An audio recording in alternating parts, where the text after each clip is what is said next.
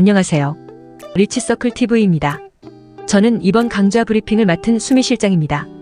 보조지표에 대한 강좌 제26강, 오늘은 RVI에 대해서 알려드리겠습니다. RVI는 렐러티브 발러틸러티 인덱스의 약자로 상대 변동 지표라는 뜻입니다.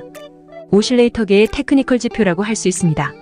RVI는 도널드 도지라는 사람이 RSI 지표를 분석하다가 만들게 된 지표라고 합니다.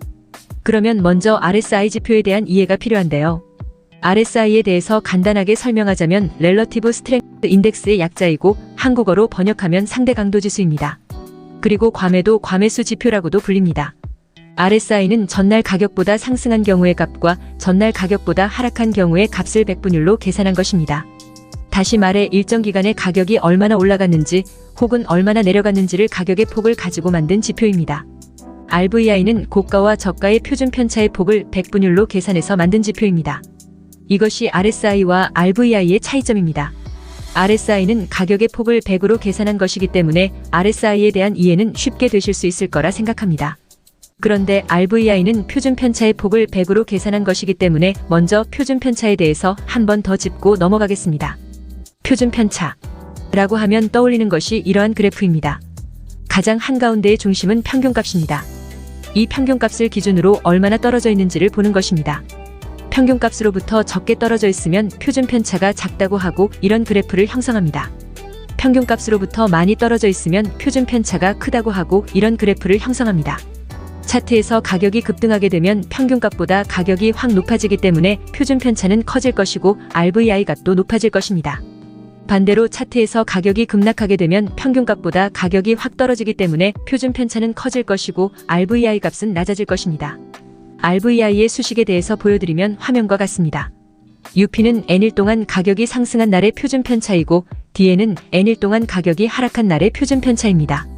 여기서 중요한 것은 RVI 값을 구하는 대상이 N이라는 것은 투자자가 설정한 기간인데 보통 디폴트 값이 10일이기 때문에 10일로 설정을 했다고 가정하겠습니다.